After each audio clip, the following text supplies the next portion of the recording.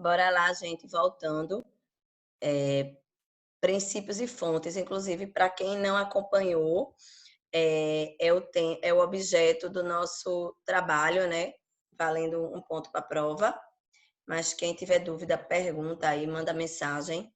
Mas está no feed que chama, não sei, no mural da gente. Princípios e fontes, gente. Primeiro, princípio principal, e a redundância ela é válida porque a livre iniciativa ela é o princípio fundamental do direito empresarial. Sem a livre iniciativa, a gente não tem como falar sobre direito empresarial. A gente não tem como falar sobre normas de direito empresarial. Gente, a livre iniciativa ela é o fundamento da ordem econômica, ela é um fundamento da República Federativa do Brasil e ela também foi acentuada na Declaração de Direitos de Liberdade Econômica, que foi editada no ano passado. Então, a função dela ela é reconhecida pelo nosso ordenamento jurídico constitucional e pela legislação de direito empresarial. E para que ela seja exercida em sua essência, existem 4 condições fundamentais.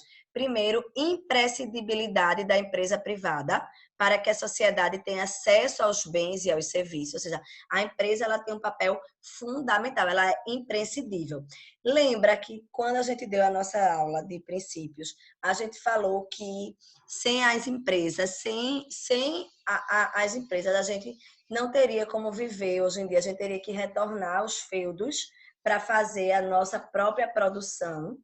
No momento, gente, se não forem as empresas para trazer os nossos alimentos, para trazer nessa catacumbe que o Brasil está vivendo, né, que o mundo está vivendo, a maioria das pessoas não está saindo de casa porque tem uma série de empresas exercendo atividades essenciais que estão trabalhando para trazer para a nossa casa remédios, alimentos, insumos.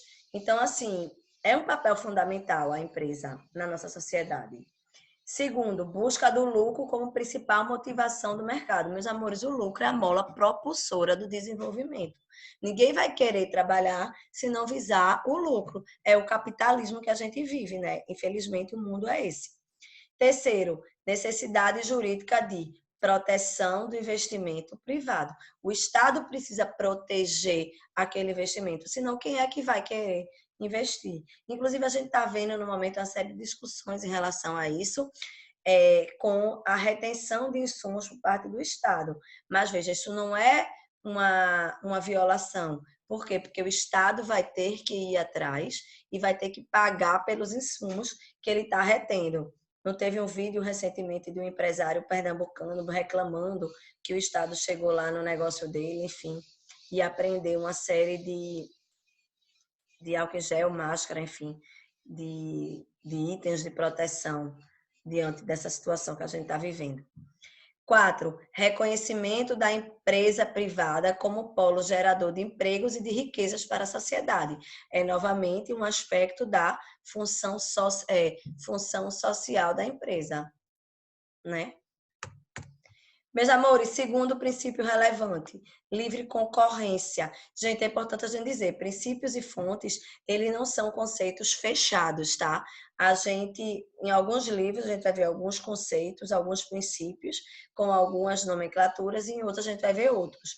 Não existe uma lista, um rol fechado, tá? Eu escolhi 10 princípios que eu acho que são os mais importantes, mas no livro ou até na internet, cuidado com o site que vocês estão estudando, vocês podem ver outros exemplos.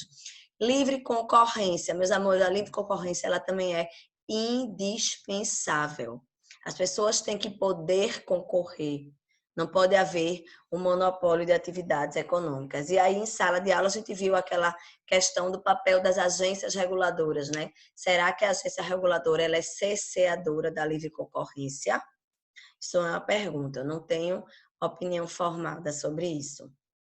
Garantia e defesa da propriedade privada, a gente acabou de ver, é um dos aspectos, inclusive, da livre iniciativa. O Estado tem que atuar protegendo quem deseja empreender. Interdição da concorrência desleal, meus amores, não pode haver. O Estado ele tem que atuar coibindo a concorrência desleal. Meus amores, quinto princípio, legalidade, é princípio de todo e qualquer ramo do ordenamento jurídico, do direito. 6, preservação da empresa. Também acabamos de falar sobre isso. Boa-fé objetiva, minha gente. A atividade econômica ela tem que ser exercida com base na boa-fé. Neste momento atual, a gente está vendo uma série de questionamentos sobre a boa-fé, porque diante da pandemia, os contratos estão precisando ser revistos e a gente tem que reconhecer pela boa-fé que ninguém poderia imaginar uma situação extrema feito a que a gente está vivendo. Então, assim, uma pessoa pode dizer, fulano ficou de me entregar, determinado produto não está entregando. Minha gente, ou ele se tranca ou tranca a fábrica, ou lascou, vai morrer todo mundo. Então, a boa-fé dele, ele não tinha como prever uma situação dessa. É ligada, eu vou pular aqui a unidade do mercado, força obrigatória dos contratos, pacta sunt servanda. O contrato ele é obrigatório, mas a gente tem que ter razoabilidade, né? A gente tem que, com base na boa-fé, perceber que a pessoa ela é obrigada a seguir de acordo com determinadas situações. Escolas, no momento, as escolas estão exigindo a mensalidade integral de pessoas que não estão trabalhando, que não estão tendo como fazer a aula presencialmente. Então, você exigiu, você pagou por uma aula presencial, mas você não está tendo condições de assistir, não é verdade? Então, a instituição, ela tem a boa-fé dela, ela achou que teria como prestar essa aula, e você achou que poderia ter dessa maneira e não foi. Então, a gente tem que ter a razoabilidade do momento, né? A gente tem que, diante das novas circunstâncias, aceitar as novas condições do mercado. O mercado agora é esse. Unidade de mercado no território nacional. Meus amores, o mercado é um só. O Estado, Pernambuco, não pode querer legislar sobre um assunto de mercado, direito empresarial, ele é um só, ele tem que ser regido pelo governo federal. E, por fim, minha gente, função social da empresa. A empresa ela tem uma função e essa função ela pode ser desenhada através de 5 fatores. Geração de riqueza e renda. O empresário fica rico, automaticamente ele paga mais impostos e o Estado fica rico com esse pagamento de tributos. A empresa cresce, ela gera mais empregos, mais renda. Então, os empregados eles passam a ter poder aquisitivo, que até então não tinham. Isso gera desenvolvimento econômico, né? Isso gera ainda esse ciclo de consumo, de riqueza e de renda, ele gera o desenvolvimento do Estado. E, por fim, a nova função dela, a função mais recente, é que ela tem que adotar práticas sustentáveis para garantir a preservação do meio ambiente para esta e para as futuras gerações. Meus amores, fontes do direito empresarial. Fontes formais, fontes materiais. Fontes formais é o regramento. As fontes formais do direito empresarial são as leis. É como se exteriorizam as normas do direito empresarial. E as fontes materiais é o nosso dia a dia. São os mais variados elementos e fatores que influenciam a criação de normas jurídicas. Estou ouvindo a voz do meu pequeno ali fora. Oi, amor! Bora já já. Mamãe tá terminando de gravar uma aula, tá bom? Não sei. Acho que tá lá embaixo ainda. Vem aqui dar um oi pros alunos de mamãe, filho. Vem cá. Gente, fontes formais, elas se subdividem em fontes primárias ou diretas e fontes subsidiárias ou indiretas. Venha dar oi para meus alunos. Diga bom dia. Bom dia. Diga tudo bem com vocês? Sim. Vocês estão estudando direitinho? Pergunta, estão estudando? Dá um beijo, mãe. Beijo, mamãe. Vai lá com o papai. Beijo, mamãe. Quer ficar com mamãe? Então vai ficar quietinho.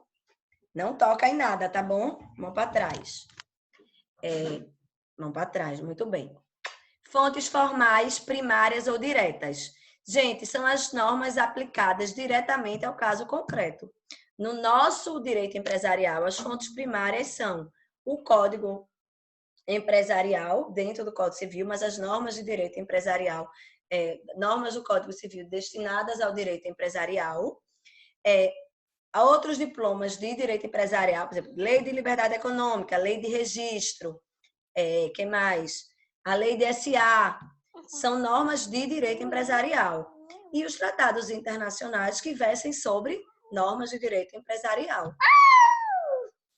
As fontes formais subsidiárias, meus amores. Nenê quer ficar aqui, pai. Estou terminando esse módulo já. Vai almoçar? Pai? Pai não, vai ficar aqui. A gente deu um exemplo quando a gente estava estudando. Agora tem que ficar quietinho, filho, para os meus alunos poderem ouvir mamãe falando. Tá bom?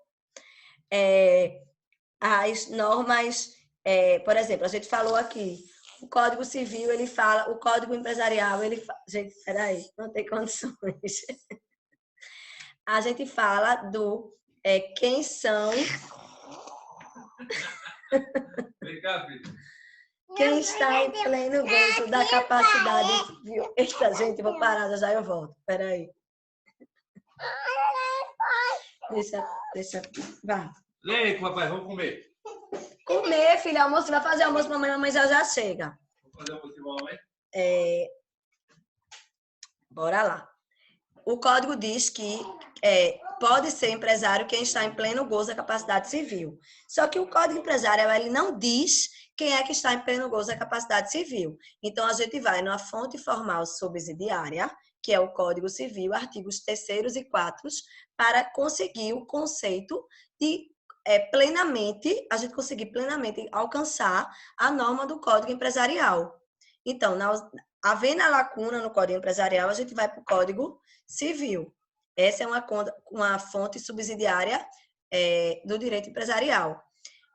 Usos e costumes mercantis também é uma fonte subsidiária. E a gente também fala dos fatos. Por exemplo, cheque pré-datado. O cheque pré-datado, ele é um uso que não está na nossa legislação, mas que ele é um uso do mercado.